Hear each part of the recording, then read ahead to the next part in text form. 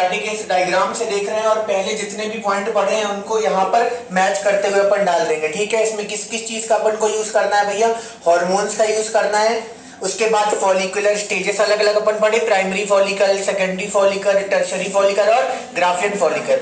ठीक है, उनको मिलाना है यहाँ पे, तो उन सब का यूज करके अपन को लास्ट में फाइनल ये चार्ट एक मिल रहा है एनसीईआरटी का। ठीक है, यहीं से सब कुछ क्लियर हो जाएगा अपन का। आ जाओ, मेंस्ट्रुअल साइकिल कितने दिन की होती है, तो लगभग 28 से 29 डेज। तो यहाँ पे लिखा हुआ है 29 डेज, तो यहाँ पे डेज लिखे हुए हैं 1st, 3rd, 5th, 7th इस तरीके से करके ना, मतलब एक दिन छोड़ के लिखा हुआ है, तो नीचे यहाँ पे दिन लिखे हुए हैं। ठीक है, और अलग अलग डायग्राम के माध्यम से वो समझाने की कोशिश किया है। बड़ा अच्छा डायग्राम है, लोग इसको नहीं समझ पाते हैं, इसमें हर एक लाइन का यूज है।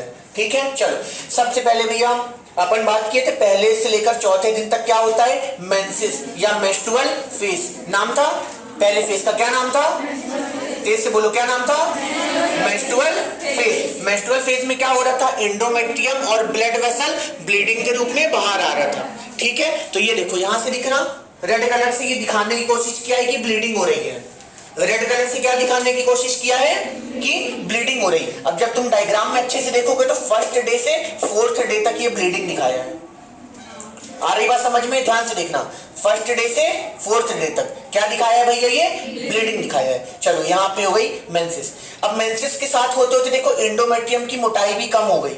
क्यों एंडोमेट्रियम की मोटाई कम होती है, ये नीचे एंडोमेट्रियम को दिखाया है। ठीक है, यहाँ पे एंडोमेट्रियम की मोटाई सबसे ज्यादा है और यहाँ पे सबसे कम है। सबसे कम कैसे हो गई भैया, क्योंकि एंडोमेट्रियम धीरे धीरे नष्ट होकर बाहर आना चालू हुई है ना, ब्लीडिंग के थ्रू, याद है ना।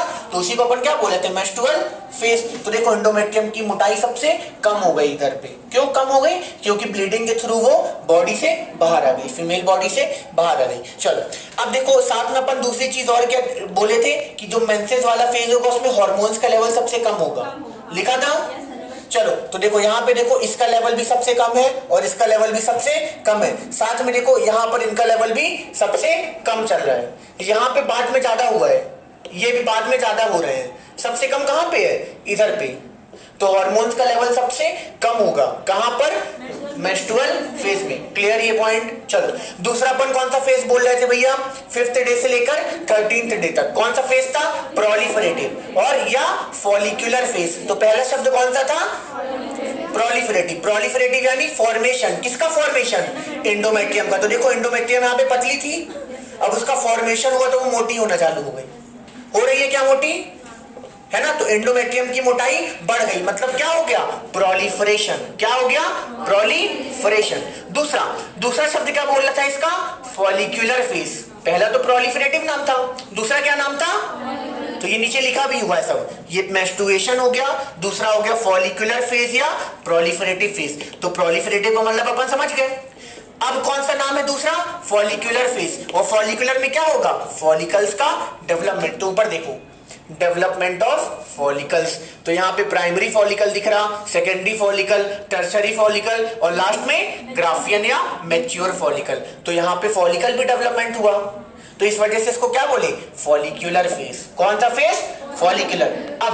अब मेरे को बताओ कि भैया थीका इंटरना से कुछ रिलीज हो रहा था क्या हो रहा था, एस्ट्रोजन। तो एस्ट्रोजन कहां पे, ये दिख रहा। तो ये देखो यहाँ पे थीका इंटरना से एस्ट्रोजन रिलीज हुआ और जैसे रिलीज हुआ तो एस्ट्रोजन का लेवल बढ़ना चालू हो गया। सही है क्या, यहाँ पे एस्ट्रोजन कम है, जैसे ही थीका इंटरना से एस्ट्रोजन निकला तो एस्ट्रोजन का लेवल अब बढ़ना चालू हो गया। सही है, एकदम मैच चल रहा अपन के नोट से जो अपन पढ़े हैं। चलो वेरी गुड, अब यहां तक क्लियर है क्या। चलो अपन का ये फेज खत्म, फॉलिकुलर फेज। अब 14th डे के जस्ट पहले क्या होगा भैया, एलएच सर्ज। एलएच सर्ज अपन पढ़े 14th डे के, ये यहाँ पे 14th डे है, 14th डे के जस्ट पहले क्या हो गया, एलएच सर्ज। एलएच सर्ज यानी एलएच की मात्रा सबसे ज्यादा। तो ये देखो एलएच ये नीले कलर से दिख रहा और ये एलएच की मात्रा सबसे ज्यादा बड़ी क्या, एकदम अचानक से पीक बनाकर ऊपर। और जैसे ही एलएच पीक बनाएगा तो क्या हो जाएगा, ग्राफियन फॉलिकल फट जाएगा। और जैसे ही ग्राफियन फॉलिकल फटेगा सेकेंडरी oocyte बाहर, और सेकेंडरी oocyte के बाहर निकलने को क्या बोलते हैं, ओव्यूलेशन। तो देखो जैसे ये एलएच की पीक हुई, 14th डे ये यहाँ पे बना हुआ है और 14th डे में यहाँ पे क्या हो गया, ओव्यूलेशन। तो देखो ये ग्राफियन फॉलिकल है और यहाँ से क्या निकल के आ गया, सेकेंडरी oocyte और एक दो मेम्ब्रेन साथ में। क्लियर है यहाँ तक। तो ये हो गया ओव्यूलेशन। अब इसके बाद अब देखो 15th डे के बाद 15th डे से लगभग 28th डे तक, यहां तक कौन सा फेज हुआ? लुटियल फेज या सेक्रेटरी फेज। लुटियल क्यों बोले भैया? क्योंकि कॉर्पस लुटियम का यहां पर यूज है।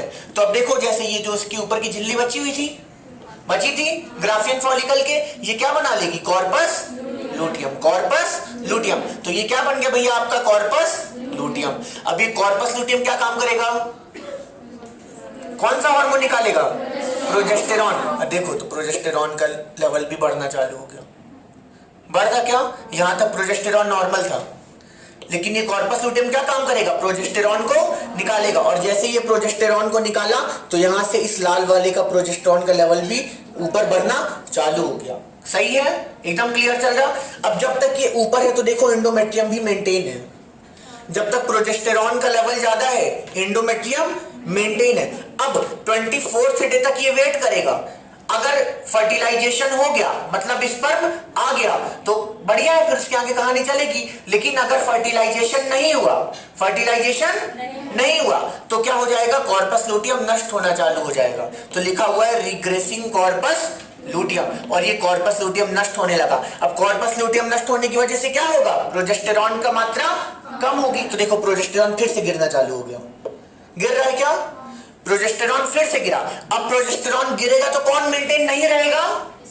एंडोमेट्रियम। कौन मेंटेन नहीं रहेगा? एंडोमेट्रियम। तो देखो एंडोमेट्रियम फिर से उसकी मोटाई कम होना चालू हो गई। जिस तरह प्रोजेस्टेरॉन कम हो रहा उसी प्रकार से एंडोमेट्रियम भी कम होना चालू हो गया, उसकी मोटाई भी कम होने लगी। ठीक है, यहां तक हो गया अपन का।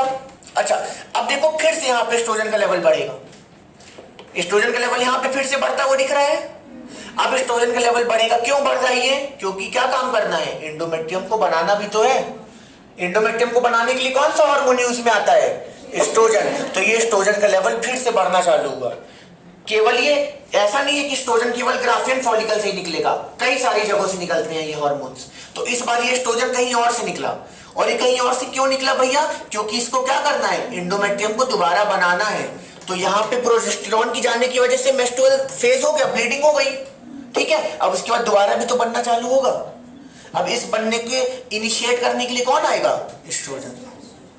आ रही बात समझ में? तो अपन सबसे पहले एंडोमेट्रियम की मोटाई के रूप में बढ़ गए। तो सबसे पहले से लेकर चौथे दिन तक मोटाई कम होगी, क्योंकि क्या होगा? मेंस्ट्रुअल फेज, ब्लीडिंग होगी। उसके बाद फॉलिकुलर फेज में एंडोमेट्रियम की मोटाई बढ़ेगी और यहाँ पे मैक्सिमम पहुंच जाएगी। प्रोजेस्टेरॉन यहाँ पे इसको मेंटेन करके रखेगा और बाद में क्या होगा? जैसे ही प्रोजेस्टेरॉन का लेवल कम वैसे एंडोमेट्रियम की मोटाई भी कम, है ना? क्योंकि डिजनरेट हो गया अपन का कॉर्पस लुटियम, और कॉर्पस लुटियम नष्ट यानी प्रोजेस्टेरॉन निकलना बंद। प्रोजेस्टेरॉन निकलना बंद यानी एंडोमेट्रियम मेंटेन नहीं हो पाएगा, तो वो क्या हो जाएगा? धीरे धीरे निकलना चालू हो जाएगा। अगला हार्मोन्स के लेवल पे देख रहे हैं। ऊपर वाला नीला वाला एस्ट्रोजन है, नीचे वाला लाल वाला प्रोजेस्टेरॉन है। अब यहाँ पे एस्ट्रोजन का लेवल बढ़ रहा। क्यों बढ़ रहा? क्योंकि थीका इंटरना क्या काम करेगा? एस्ट्रोजन को निकालने का काम। तो एस्ट्रोजन का लेवल बढ़ गया। अब यहाँ पे एस्ट्रोजन का लेवल बढ़ा है, यहाँ पे किसका लेवल बढ़ा? प्रोजेस्टेरॉन का। क्यों बढ़ा? क्योंकि कॉर्पस लुटियम जो है वो प्रोजेस्टेरॉन को निकलवाता है। कॉर्पस लुटियम क्या काम करता है? प्रोजेस्टेरॉन को निकलवाता है। तो जैसे ही निकलवाएगा तो ये लाल वाला भी बढ़ना चालू हो गया। अब जैसे ही नष्ट हो गया तो नीचे। अब प्रोजेस्टेरॉन कम, एंडोमेट्रियम भी कम। अब ऊपर आ जाओ, ये कौन सा फेज हुआ भैया? Follicular phase. तो दिख रहा होगा primary follicle, secondary follicle, tertiary follicle और लास्ट में ग्राफियन फॉलिकल। 14th डे में क्या हुआ? ओव्यूलेशन। तो ये दिख रहा है अपन को सेकेंडरी ओसाइट और ऊपर उसका छिलका दिख रहा है ग्राफियन फॉलिकल का। यही छिलका आगे जाकर क्या बनाएगा? Corpus luteum. और कॉर्पस लुटियम 24th डे तक प्रेजेंट रहेगा। उसके बाद बोलेगा फर्टिलाइजेशन होने का चांस नहीं दिख रहा, तो वो क्या बन जाएगा? Corpus albicans. Corpus albicans. तो ये लास्ट वाला क्या है? Corpus albicans. अब ऊपर आ जाओ हार्मोन वाले लेवल में। हार्मोन लेवल कहां से चालू होगा अपन का? GnRH, hypothalamus. ठीक है, वो एंटीरियर पिट्यूटरी से हार्मोन निकलवाएगा। कौन कौन से हार्मोन? दो हार्मोन, एलएच और एफएसएच। एलएच क्या काम करेगा? ओव्यूलेशन करवाने का। तो ओव्यूलेशन देखो 14th डे के जस्ट पहले एलएच का सर्ज हुआ, जिसकी वजह से क्या हो गया? ओव्यूलेशन। और उसके बाद फिर लेवल वापस नॉर्मल आ गया सबका। ठीक है, थोड़े थोड़े मात्रा में एलएच बस निकलता रहेगा ताकि वो कॉर्पस लुटियम को मेंटेन रख सके। बाकी मेन इसकी पीक कब आएगी? 14th डे के जस्ट पहले। तो इस प्रकार से ओव्यूलेशन हो गया। ये पूरा चार्ट बड़ा इंपॉर्टेंट है, लोग इसको समझते नहीं है, इसकी हर एक लाइन इंपॉर्टेंट है। कितनी इंपॉर्टेंट लाइन है कि यहाँ पे एस्ट्रोजन बन रहा तो बढ़ते हुए दिखा भी रहा है, यहाँ पे कॉर्पस लूटियम है प्रोजेस्टेरॉन बनाएगा तो ये बढ़ते हुए दिखा भी रहा है, यहाँ पे एंडोमेट्रियम की मोटाई भी एकदम, यहाँ पे जैसे एस्ट्रोजन बढ़ा, एस्ट्रोजन क्या काम करता है, एंडोमेट्रियम की मोटाई को बढ़ाता है, तो देखो एंडोमेट्रियम की मोटाई भी बढ़ती हुई दिख रही है। तो ये बड़ा इंपॉर्टेंट पॉइंट चार्ट है एनसीईआरटी का, हर एक चीज को इसने एकदम बारीकी से समझाया है। क्लियर है, सबको समझ में आया? ठीक है, चलो